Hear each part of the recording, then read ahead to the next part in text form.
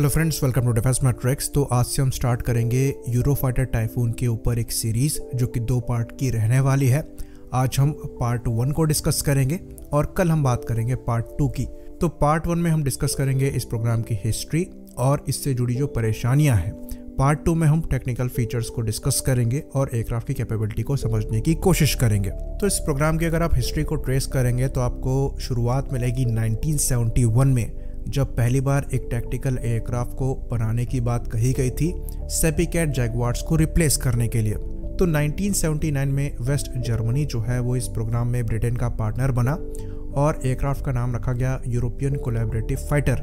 फिर 1979 में French company डेसॉ ने ECF यानी कि यूरोपियन कोलैबोरेटिव फाइटर प्रोजेक्ट को ज्वाइन किया। तो जर्मनी के ज्वाइन करने का पीछे यहाँ पर रीजन ये था कि सेम एरा में जर्मनी को सेम कैटेगरी के फाइटर की रिक्वायरमेंट थी और डिफरेंट जर्मन कंपनीज जो हैं वो उस टाइम अपने डिफरेंट पार्टनर्स के साथ अपने प्रोजेक्ट्स को लेकर आगे बढ़ी।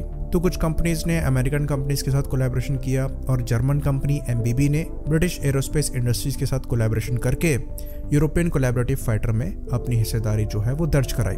बाद में डसॉ एविएशन ने भी ज्वाइन किया इस प्रोग्राम को। पर 1981 के आते आते फ्रेंच कंपनी डसॉ का जो तालमेल है वो बाकी दोनों कंपनीज के साथ बैठ नहीं पा रहा था। इसके पीछे रीजन ये था कि जो वर्क शेयर डसॉ चाहता था वो डसॉ को नहीं दिया जा रहा था और मेन जो इशू है वो एयरक्राफ्ट के डिजाइन को लेकर था, साथ में इंजन को लेकर था। तो डसॉ ने यूरोपियन कोलैबोरेटिव फाइटर यानी कि ECF प्रोग्राम से 1981 में विड्रॉ कर लिया और अल्टीमेटली प्रोग्राम जो है वो कोलैप्स हो गया। फिर 1982 में एक नया प्रोग्राम जो है वो निकलकर सामने आया जिसका नाम रखा गया एजाइल कॉम्बैट एयरक्राफ्ट। इसमें 3 कंट्रीज का पार्टिसिपेशन था जिसमें ब्रिटेन, इटली और जर्मनी शामिल थे। तो ये तीनों पनाविया पार्टनर्स थी। इन्होंने मिलकर पनाविया टोर्नेडो एयरक्राफ्ट जो है वो बनाया था। पर फिर आगे चलकर इसकी फंडिंग को लेकर इशू आने लग गए जिसमें जर्मनी और इटली ने फंडिंग को लेकर अपने हाथ जो है वो खड़े कर दिए। फिर अल्टीमेटली UK की मिनिस्ट्री ऑफ डिफेंस और प्राइवेट कंपनीज ने 50-50 करके पूरी फंडिंग प्रोग्राम की करी और 1983 में एक कॉन्ट्रैक्ट जो है वो असाइन किया गया जिसके अंतर्गत एक टेक्नोलॉजी डेमोन्स्ट्रेटर बनाना था जो कि एक्सपेरिमेंटल एयरक्राफ्ट प्रोग्राम के अंतर्गत आएगा। तो इसे EAP फाइटर भी कह दिया जाता है और ये जो फाइटर निकल कर आने वाला था ये बेस बनने वाला था यूरोफाइटर टाइफून का। फिर उसी साल 1983 में फ्रांस दोबारा आया, इस बार स्पेन के साथ, और फिर इस प्रोग्राम का नाम रखा गया फ्यूचर यूरोपियन फाइटर एयरक्राफ्ट या फिर FEFA। तो जब प्रोग्राम आगे बढ़ा तो फिर इशू होना चालू हुए और अगले साल यानी कि 1984 में ही फ्रांस ने ये कहा कि हमें एक कैरियर कैपेबल वर्जन भी चाहिए और हम इसके डिज़ाइन को लीड करना चाहते हैं। पर अल्टीमेटली क्या हुआ कि फ्रांस को छोड़कर इटली, वेस्ट जर्मनी और UK जो हैं वो इस प्रोग्राम से बाहर आ गए और वो अपने एक्सपेरिमेंटल फाइटर एयरक्राफ्ट प्रोग्राम पर फोकस करने लग गए। तो अब फ्रांस और स्पेन जो है वो बाहर हो चुके थे। फिर फ्रांस ने अपने ACX प्रोजेक्ट पर फोकस करना चालू किया और फ्रांस से प्रेशर के बाद भी स्पेन जो है वो इस प्रोग्राम का हिस्सा बनना चाहता था। अल्टीमेटली फ्रेंच प्रेशर को इग्नोर करके स्पेन जो है वो दोबारा से इस प्रोग्राम का हिस्सा बना 1985 में। फिर इसके अगले साल यानी कि 1986 में फर्स्ट फ्लाइट कंडक्ट करी EAP फाइटर ने, यानी कि एक्सपेरिमेंटल एयरक्राफ्ट प्रोग्राम के अंतर्गत जो फाइटर बनाया गया था उसकी फर्स्ट फ्लाइट हुई जो कि यूरोफाइटर टाइफून का बेस बनने वाला था। तो इस प्रोटोटाइप को बनाने के लिए सारी फंडिंग जो है वो UK द्वारा ही की गई थी, कुछ मिनिस्ट्री ऑफ डिफेंस द्वारा, कुछ प्राइवेट इंडस्ट्रीज द्वारा। पर वेस्ट जर्मनी और इटली जो है वो इस प्रोग्राम का हिस्सा थे।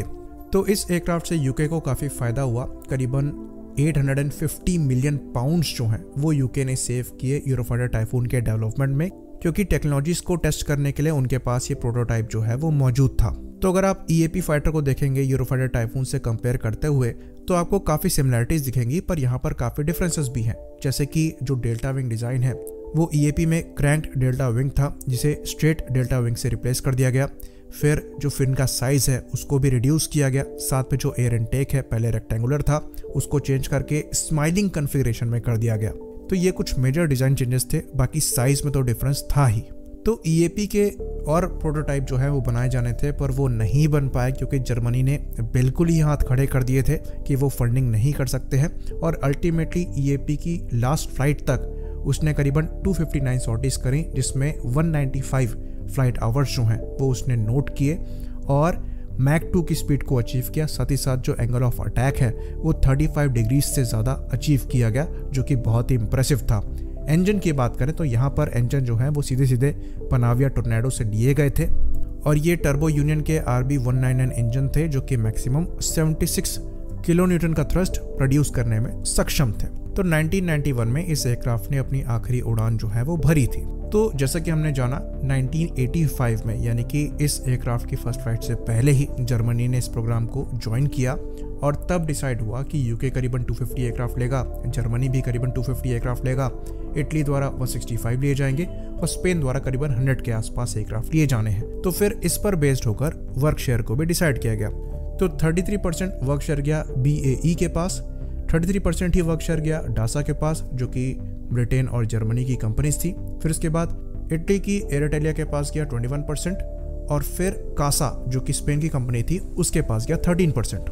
बाकी इंजन को लेकर भी कोलैबोरेशन हुआ, जहां पर रोल्स रॉयस, MTU, फिर AVO और ITP ने कोलैबोरेशन किया EJ200 इंजन बनाने के लिए। तो इंजन डेवलपमेंट में जो है वो बहुत मेजर परेशानियां नहीं आई, पर रडार को लेकर पॉइंट ऑफ कॉन्फ्लिक्ट जो है वो उठ गया था, जहां पर जर्मनी जो है वो बाकी कंट्रियों से एक डिफरेंट रडार चाहती थी। तो ये इशू तो सॉर्ट कर लिया गया, पर वर्क शेयर का जो इशू है वो बना रहा, जिसके चलते जितनी भी कंट्रियां यहाँ पर इन्वॉल्व थी उन्होंने अपने ऑर्डर्स में कटौती कर दी। जैसे कि यूके ने 250 से नंबर 232 कर दिए, जर्मनी ने 250 से नंबर सीधे सीधे 140 कर दिए, इटली ने 165 से 121 कर दिए और स्पेन ने 100 से 87 कर दिए।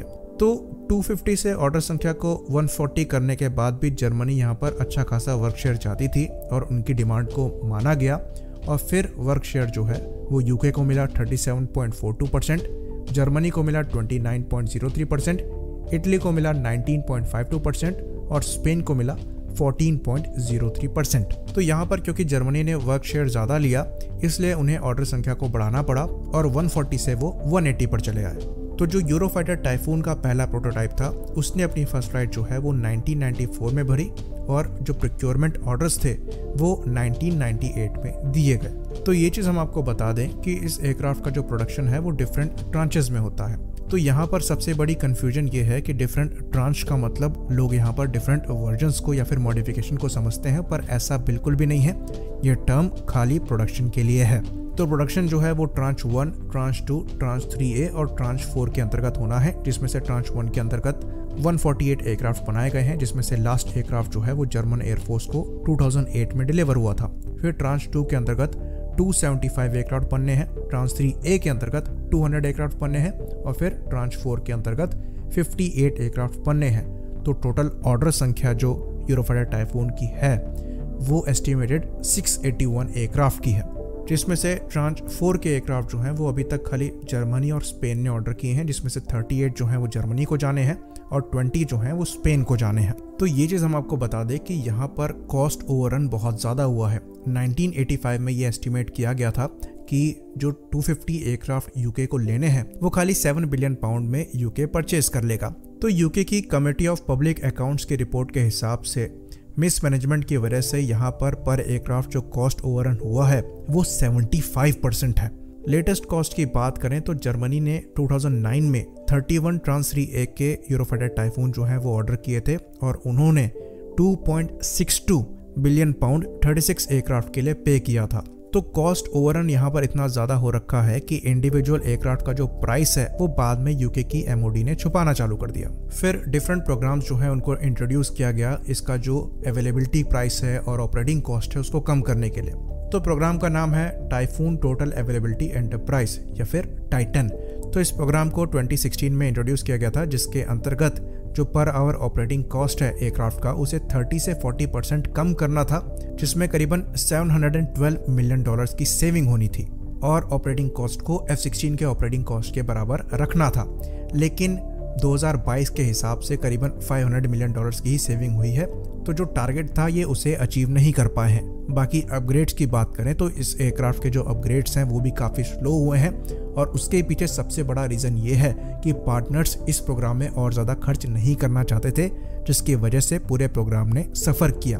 यहाँ तक कि एयर टू ग्राउंड म्यूनिशंस को भी इस एयरक्राफ्ट में लगाने के लिए जो पार्टनर कंट्रीज थी, स्पेशली जर्मनी, उन्होंने कुछ खास इंटेंट यहाँ पर नहीं दिखाया, जिसकी वजह से MBDA स्टॉर्म शैडो जैसी मिसाइल को लगाने में काफी ज्यादा समय लग गया, यहाँ तक कि जो सेंसर मॉडिफिकेशंस हैं उनमें भी काफी समय लग गया। और इस कॉस्ट ओवररन की वजह से और अपग्रेड में डिले की वजह से इसका जो कंपटीशन था यानी कि डसॉ रफाल, उसे एडवांटेज मिला और वो एक एक्सपोर्ट सक्सेस जो है वो निकलकर सामने आया।